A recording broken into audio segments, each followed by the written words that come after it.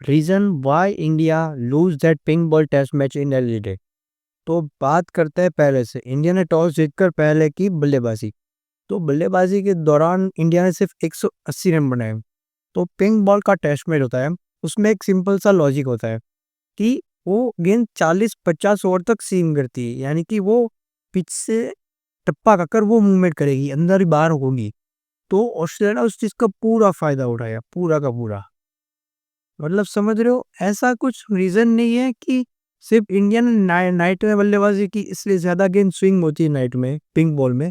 तो ऐसा भी कुछ नहीं है, लास्ट सेशन पिंक बॉल का नाइट का होता है, उसमें गेंद ज्यादा स्विंग करती है। तो इंडिया ने सिर्फ नाइट में बल्लेबाजी की ऐसा नहीं है, ऑस्ट्रेलिया ने भी नाइट में बल्लेबाजी की थी। ऑस्ट्रेलिया ने भी नाइट में गेंदबाजी भी की थी।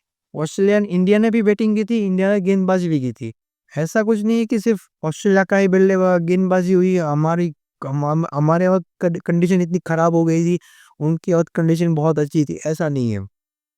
तो ऑस्ट्रेलिया ने क्या किया उस समय में कि अपनी बल्लेबाजी को होल्ड किया। मानस लाबुशिन था और एक मैक काकर बनी कुछ ऐसा कुछ नाम था, वो नया बैट्समैन है। उसने क्या किया कि अपनी टेक्निक पर ध्यान दिया। उस सेशन में इतने ज्यादा रन नहीं हुए नाइट सेशन में, लेकिन उन्होंने ध्यान रखा कि अपने विकेट ना फेंके।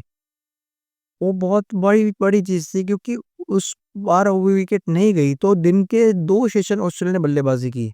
दूसरे दिन के पहले 2 सेशन ऑस्ट्रेलिया ने ही बल्लेबाजी की, क्योंकि मानस लाबुशेन और मैक वो कुछ है उसने बल्लेबाजी की थी। होल्ड किया था पूरी पारी को, सेशन को पूरा होल्ड किया था नाइट को।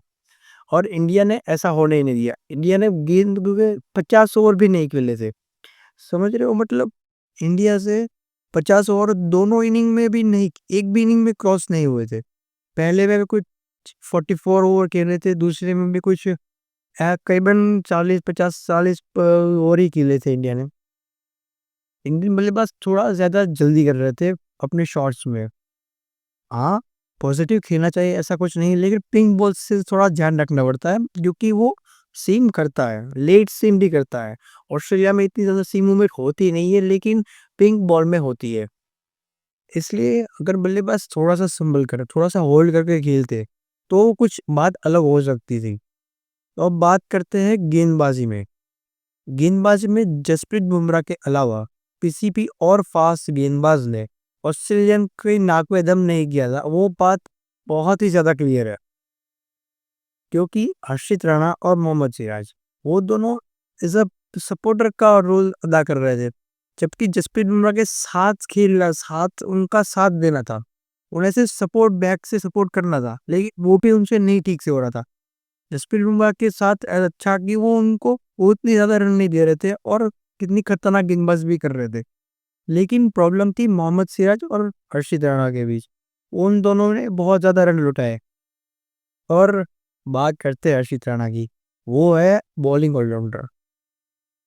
वो ऑस्ट्रेलिया में डेब्यू क्यों किया उसका भी कोई पता नहीं है। गौतम गंभीर थे शायद उनके कुछ हेड कोच पे गया थे, लेकिन ये थोड़ा पर्सनल था, क्योंकि उन्होंने सिर्फ 12 मैच ही खेले हैं। हर्षित राणा ने सिर्फ 12 मैच खेले हैं डोमेस्टिक मैच, यानी कि 12 टेस्ट मैच का एक्सपीरियंस है। जबकि बात करते हैं आकाशदीप की, तो आकाशदीप ने इंडिया के लिए भी करीबन 8-9 टेस्ट मैच खेले हैं इंडिया के लिए।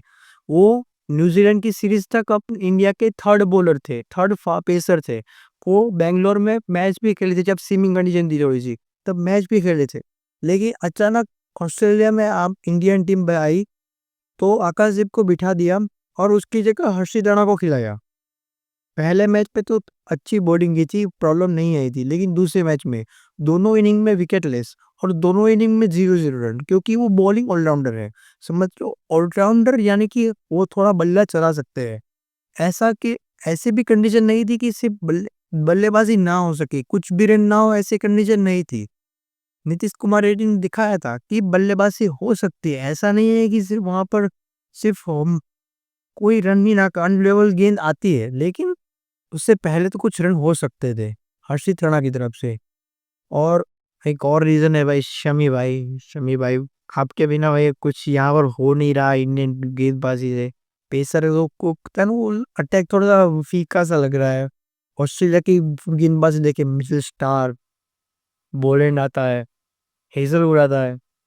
पैट कमिंस आता है, लेकिन इंडिया की तरफ से सिर्फ जसप्रीत बुमराह ही आता है। दूसरा कोई बल्लेबाज को खेलने के लिए सिर्फ न्योता देते हैं, कोई कितनी खतरनाक गेंदबाजी कर नहीं पाता है। तो शमी भाई आप लौट आओ। और ऐसा नहीं है कि मैं सिर्फ गेंदबाजी का दोष दे रहा हूँ, दोष इस बात का है कि ऑस्ट्रेलिया में पेसर के लिए मदद ज़्यादा होती है कंपेयर टू स्पिनर।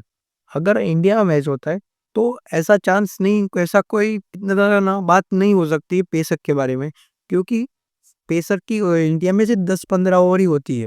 लेकिन ऑस्ट्रेलिया की कंडीशन में पेसर को मेन रोल अदा करना होता है। लेकिन तब भी अगर पेसर अपना बैक आ जाए, तब भी अपना पेसर रन उठाए इतने और फिर भी विकेट ना ले, तो थोड़ी सोचने वाली बात है। और हर्षित राणा को तो भाई इतना ज़्यादा आभारी होना चाहिए गौतम गंभीर का, क्योंकि बहुत कम फास्ट बॉलर होते हैं इंडियन फास्ट बॉलर जिनका डेब्यू ऑस्ट्रेलिया में हो, क्योंकि वो पिच होती है वो फास्ट बॉलिंग के अनुकूल होती है। अगर आकाशदीप की तरह, आकाशदीप का अब तक उसने कुछ 8-9 टेस्ट मैच खेले हैं, सभी टेस्ट मैच इंडिया में खेले हैं, इसलिए उनकी इतनी अच्छी विकेट भी नहीं मिली। अगर आकाशदीप ऑस्ट्रेलिया में खेले और डेब्यू किया होता तो सर्टेन चांस कि उनकी विकेट ज़्यादा होती है और अच्छी इकोनॉमी होती है और अच्छे बॉलिंग फिगर्स होते हैं। लेकिन अगर आपको सब कॉन्टिनेंट में है, एशियन सब कॉन्टिनेंट में गेंदबाजी करने का मौका मिले एज अ फास्ट बॉलर, तो आपके इतने अच्छे आंकड़े नहीं होते, वो समझ में आता है। लेकिन आप ऑस्ट्रेलिया में विकेट लेस हो जाओ, वो तो सही नहीं है। और बात करते हैं कि कुछ अच्छे फैक्टर भी है, जैसे स्टीव स्मिथ अच्छे फॉर्म में नहीं है, मिचेल मार्श इतने अच्छे फॉर्म में नहीं है, उन्होंने दो मैच में कुछ इतने ज़्यादा रन किए नहीं है दोनों बल्लेबाजों ने। लेकिन बात वही याद आती है कि दोनों ने रन भी नहीं किए, क्योंकि दोनों को रन करने की इतनी ज़रूरत भी नहीं पड़ी है।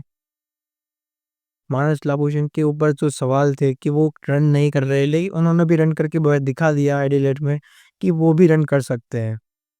और ट्रेविस हेड की तो क्या बात कर रहे हैं, वो तो भाई रन करेगा ही करेगा, इंडिया को देख के भाई रन करेगा ही करेगा, उसका तो भाई सोचना भी नहीं है कि कितने रन हो गए, वो रन करेगा ही करेगा। हमें तो बस उनके, हाँ बट वो भी है कि ट्रेविस हेड के खिलाफ इंडिया का कोई सर्टेन प्लान होता भी नहीं है, और होता है वो कब होता है, वो 60-70 रन खेल बल्लेबाज आता था, गेंद खिल जाए तब उसके सामने वो प्लान बनाते हैं हम लोग। मतलब समझ लो शुरुआत से हम उसे आउट करने के देखते ही नहीं है। तो वो कुछ रीजंस है कि हमें नेक्स्ट मैच पे जो है गादो में ब्रिस्बेन में उसमें थोड़ा ध्यान रखना है। और वैसे भी मुझे ऐसा लग रहा है कि इंडिया बॉर्डर गावस्कर सीरीज भी जीतेगी, वर्ल्ड टेस्ट चैंपियनशिप फाइनल में क्वालिफाई भी करेगी, और वर्ल्ड टेस्ट चैंपियनशिप को फाइनल रोहित शर्मा ये मैच लेकर हाथ में उठाकर वो आएंगे और फोटो भी खिंचाएंगे। We believe in India, India जरूर जीतेगी।